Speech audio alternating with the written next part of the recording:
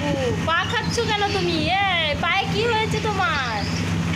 তো ঘুম থেকে উঠে ব্রাশ করিয়ে ওকে ব্রাশ করিয়ে দিয়েছি, ব্রাশ ট্রাশ করিয়ে খাবার খাইয়ে দিয়েছি। ও ফোন দেখছে। দেখো, পা খাচ্ছ কেন? পায়ে কি হয়েছে? কি হয়েছে পায়ে? পাটা কেন খাচ্ছ?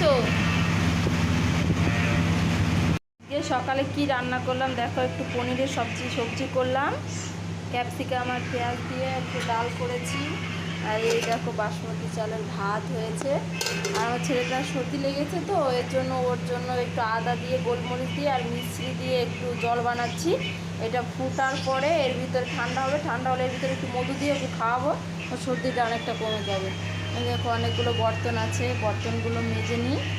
ঠিক আছে, অনেকগুলো বর্তন হয়েছে। গ্যাস ট্যাসটা পোছা লাগানো হয়ে গেছে, সব ওগুলো পোছা লাগিয়ে বাবুর জন্য এটা দিয়েছি। ওই বর্তনগুলো মেজে তারপরে চান করে উঠবো, উঠে পুজো টুজো দিয়ে তারপরে খাবার খাবো। আমি খাবো, ছেলে খাবো। দেখো আমি বর্তন ধুয়ে নিয়েছি, বর্তন ধুয়ে ছেলেকে জন্য যেটা বানিয়েছিলাম সেটা দিলাম। এরকম ছেলেকে, বাবু খাও খাও। ছেলে খাচ্ছে। খেতে কেমন হলো? কেমন হয়েছে খেতে? ভালো ভালো হয়েছে। ওই বর্তন টর্তন ধুয়ে ভালো ঘরটা পোছা লাগিয়ে নিলাম, ঝাড়ু মেরে পোছা লাগিয়ে নিয়ে তারপর ওকে এটা দিয়েছি।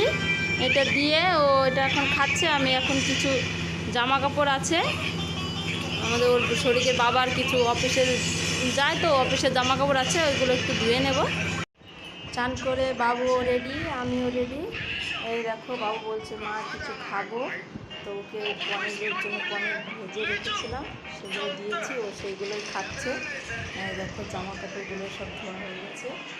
এবার যাবো জামা কাপড়গুলো মেলতে যাবো ছাদে। আমাদের এখানে তো নিচে জায়গা নেই, ছোট রুম, বাইরে জায়গা নেই, কোথাও মেলবো, ওই জন্য ছাদে যেতে হবে জামা কাপড়গুলো মেলতে। বাবু তুমি কি ছাদে যাবে আমার সঙ্গে? এই যে টাকা আমার সঙ্গে যাবে ছাদে? যাবে না? তাহলে তুমি, আমি জামা কাপড় মেলতে যাবো ছাদে, তুমি যাবে? যাবে না? ঠিক আছে, তাহলে তুমি ঘরে থাকো। হ্যাঁ, আমি ছাদে জামা কাপড়গুলো মেলে দিয়ে আসি। ছেলেকে ঘরে রেখে যাচ্ছি, আমি জামা কাপড়গুলো মেলে দিয়ে আসি ছাদে।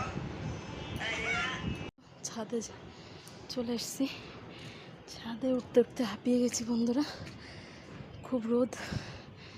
দেখো এদিকটা জামা কাপড়টা মেলে দেই।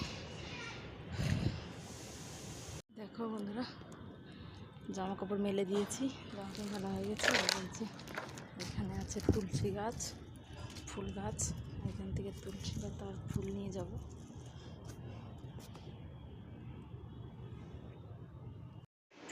দেখো বন্ধুরা ছাদ থেকে এসে একদম পুরো ঘেমে গেছে। দেখো এত গরম লাগছিল ছাদে, জামা কাপড় মেলে দিয়ে আসলাম রোদের ভিতরে জামা কাপড় মেলে দিয়ে আসলাম, আর তুলসী পাতা নিয়ে আসলাম, ফুল নিয়ে আসলাম, পুজো দেবো। প্রচণ্ড রোদ আর গরম, পুরো ঘেমে গেছি। দেখো আমি পুরো একদম এসে পুজো দিয়ে নিলাম, পুজো দিয়ে তারপরে এই যে খাবার রেডি করে নিয়েছি। এখন খাবার খেয়ে নেব। ভাত, পনির, ডাল, জল আছে, যে ছেলেকে খাওয়াবো আর নিজে খাবো। খেয়ে দিয়ে তারপরে বলছি তোমাদের যে পনিরের সবজিটা কেমন হয়েছে আজকে। তোমরা দেখে বলো কেমন লাগছে দেখতে, কমেন্ট করে কিন্তু।